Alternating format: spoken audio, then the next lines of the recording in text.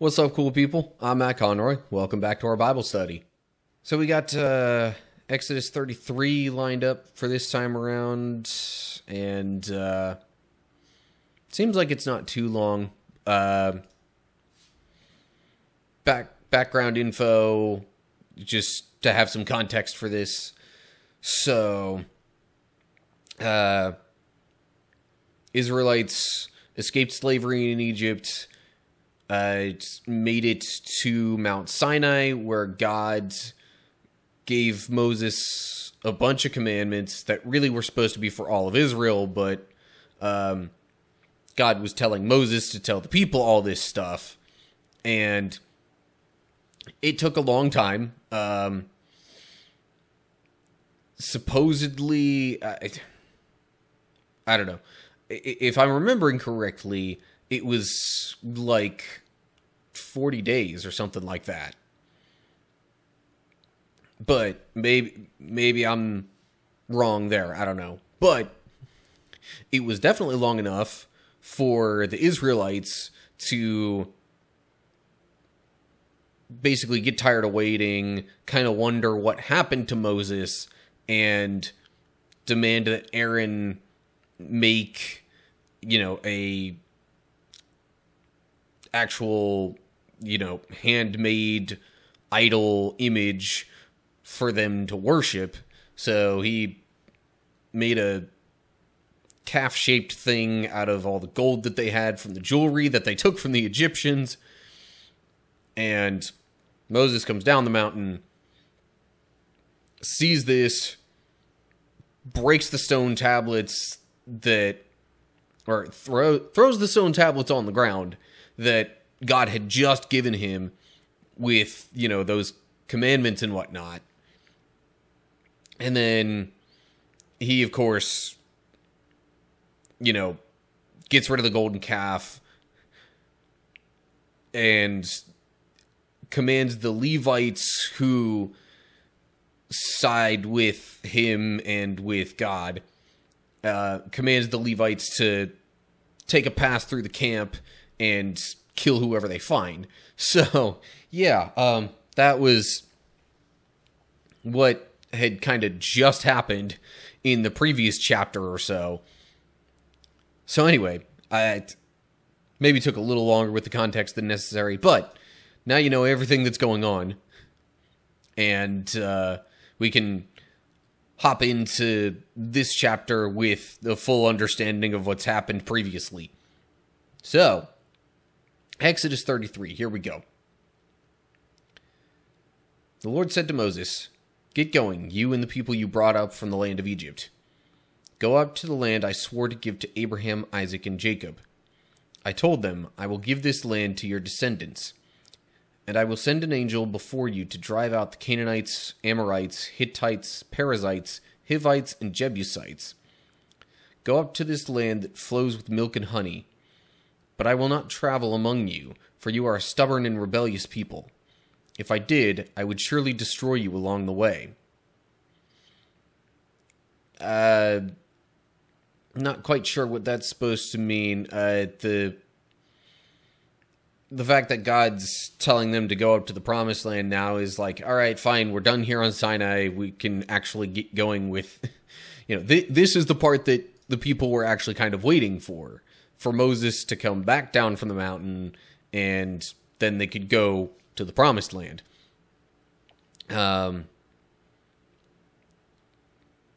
And God is once again saying he's going to drive out at least a bunch of the people in that land before the Israelites even get there. But it's not far-fetched for God to, say that they are a stubborn and rebellious people, the Israelites, I mean, because of the whole, golden calf thing, and even previous times that he gave them commands and they didn't obey, or at least not for long. So, again, we come into a, but I thought God's presence was everywhere sort of thing. God saying he will not travel among them. Again, the semantics of that, I don't know if it's something I'd really want to get into at the moment, but suffice it to say, I think this was God's way of just kind of saying that he would not pay them much mind because of how stubborn and rebellious that they are. And so to save them from, future wrath that would be incurred from their stubborn and rebellious actions, God's like, okay, you know what? I'm gonna just, y'all go to the promised land, and I'm just gonna let you do your thing. So I'm not inclined to kill even more of you, because God had already threatened to destroy them when he, when they had made the golden calf and started worshiping that instead of him. He even directly told Moses that he wanted to destroy the people and basically just turn Moses into a strong nation, large nation, something like, basically take Moses and have him be a fresh start, initiating a new promised group of people. But Moses pleaded with him, like, no, don't do this. You made these promises to, Abraham and Isaac and Jacob, and you're going to look bad if you destroy all the people out here. So I think this might be a little bit of God being like, all right, you really don't want me to destroy the people. You're probably best if I sort of remove myself a little bit from the situation, or at least don't pay much attention to it. So anyway, all right. I think that's all I have to say for those first few verses. So, verse 4. When the people heard these stern words, they went into mourning and stopped wearing their jewelry and fine clothes. For the Lord had told Moses to tell them, "You are a stubborn and rebellious people. If I were to travel with you even for a moment, I would destroy you. Remove your jewelry and fine clothes while I decide what to do with you." So from the time they left Mount Sinai, the Israelites wore no more jewelry or fine clothes. It was Moses' practice to take the tent of meeting and set it up some distance from the camp. Everyone who wanted to make a request of the Lord would go to the tent of meeting outside the camp. I guess maybe that was kind of stemming from the idea of God not traveling with them, so to speak. Because it was already mentioned about the Ark of the Covenant, specifically the cover for it, having like his direct presence between the cherubim on that. So, anyway, I guess at this point the people had kind of realized what they did, and the mourning could have either been for, regret over their actions, or maybe a combination of that and, realizing that God wouldn't be with them as they traveled, or something to that effect. I don't know. Let me check the footnotes here. Also, Mount Horeb. Just another name for Mount Sinai, I guess. Because, especially earlier in Exodus, I think I remember it being called Mount Horeb when Moses went there and, kind of met with God for the first time, so to speak. The whole burning bush episode. Tent of meeting, probably just going to say, this tent of meeting is different from the tabernacle described in chapters 26 and 36. Okay. So not that tent of meeting. Interesting. Because I guess, I mean, God had commanded the tabernacle to be built and, like, kind of laid out who was going to build it, but it didn't directly say that it was built yet. So maybe it wasn't. But anyway, okay, moving on to verse 8. Whenever Moses went out to the tent of meeting, all the people would get up and stand in the entrances of their own tents. They would all watch Moses until he disappeared inside. As he went into the tent, the pillar of cloud would come down and hover at its entrance while the Lord spoke to Moses.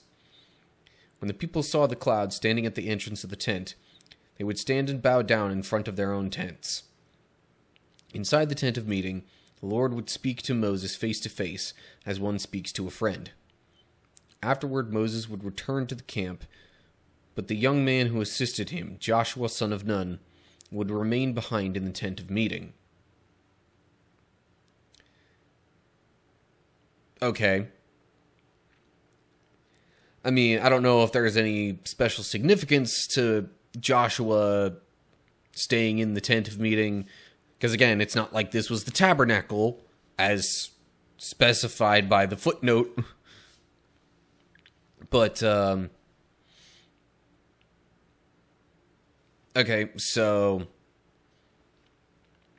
I guess the people, you know, were recognizing the presence of the Lord, at least near them, and either that or it was their fear of Moses, since Moses was the one who had commanded the Levites to, you know, take that pass through the camp and kill people.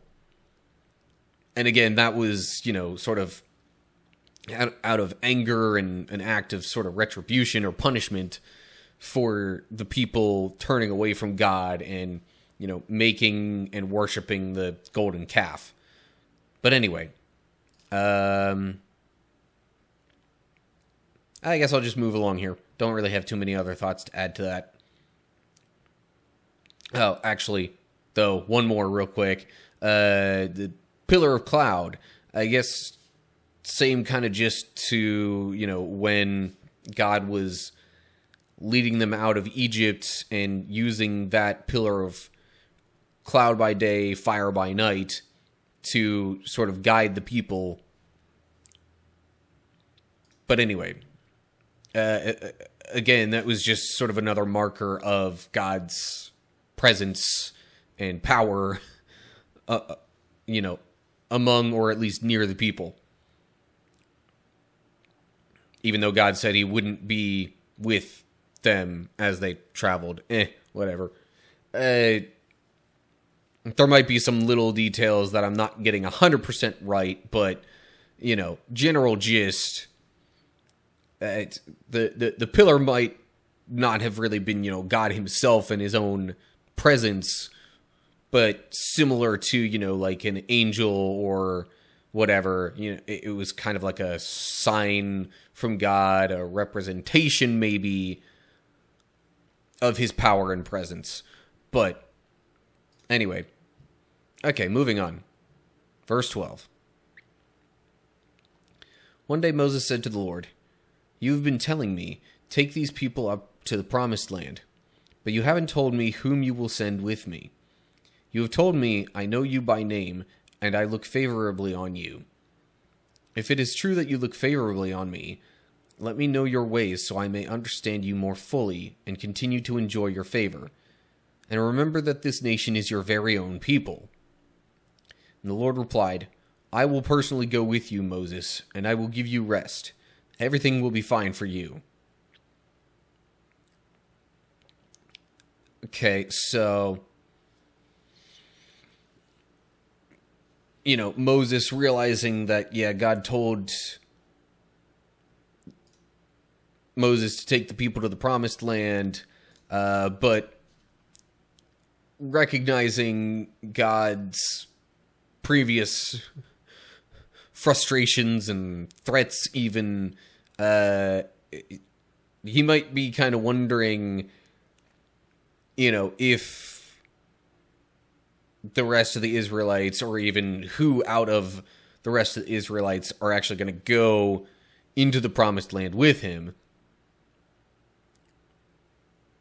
And, I mean, at least God's, reassuring Moses that he will get to go, he will have rest, and everything will be fine for him. But that doesn't really answer his question fully. At least, probably not to the effect that Moses wanted. So then Moses goes on in verse 15.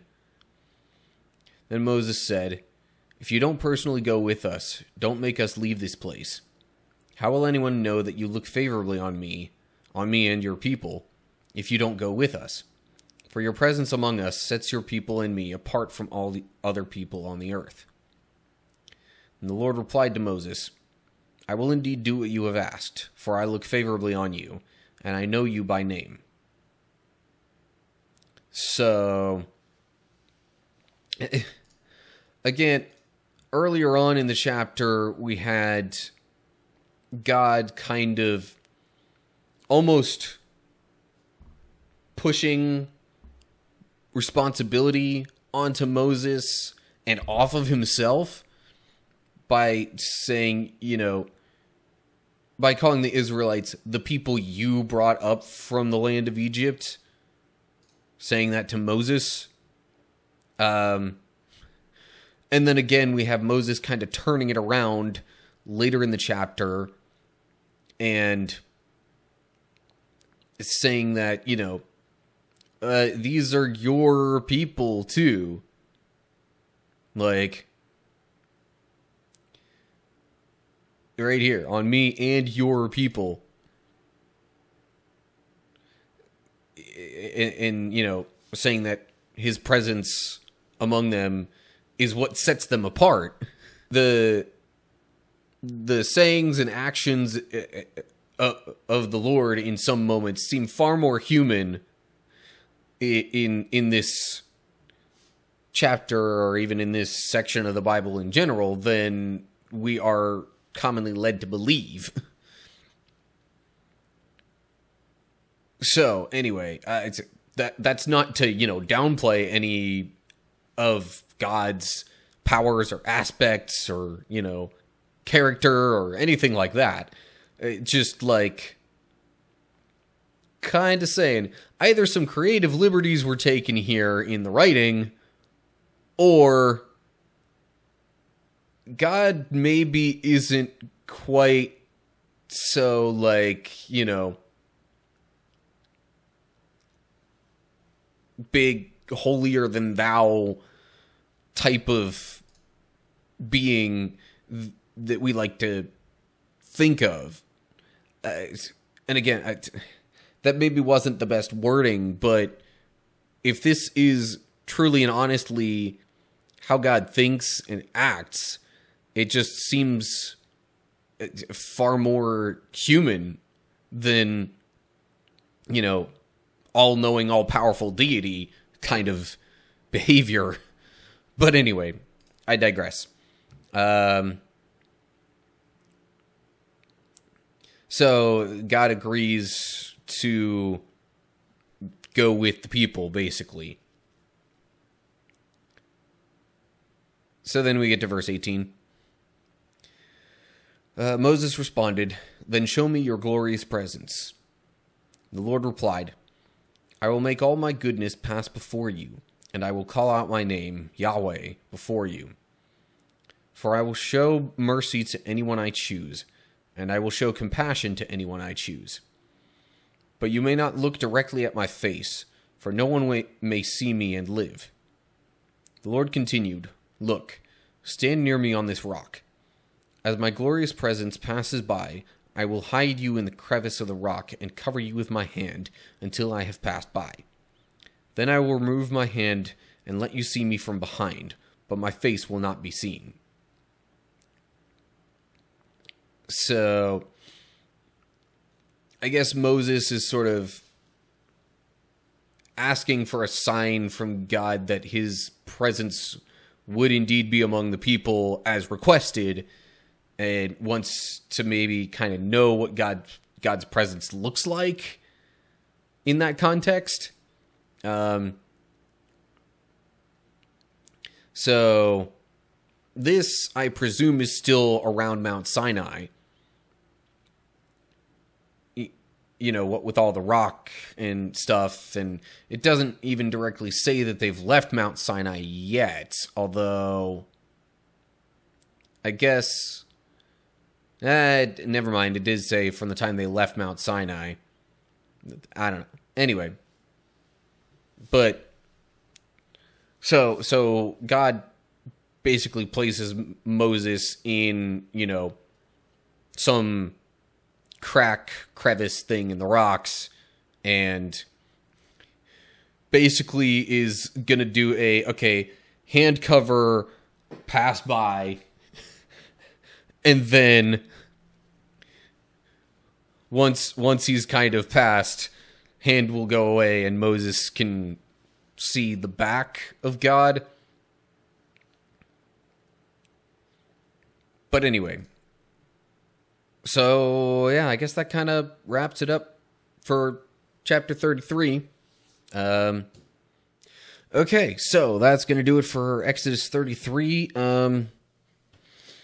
So again, we kind of had a little bit of God seeming to change his mind in a way, because he was going to have the people go to the promised land and not go with them, but Moses seems to kind of convince him to go with them anyway, so that the other nations and peoples will know that, you know, they are set apart, that they are God's chosen people.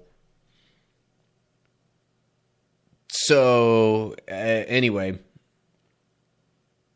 they have yet to actually leave Mount Sinai, I think, but it seems like that might happen soon. I don't know. Anyway, yeah, so I guess that about does it for now. As always, like and share if you enjoyed the video. Subscribe and click the bell to get updates when I post new ones. Look down in the description for info on other social media pages and all that good stuff. And of course, leave comments down below all that with any thoughts you have. So, hope you're all doing well. Hopefully I'll see you for the next chapter. But until then, stay cool, people.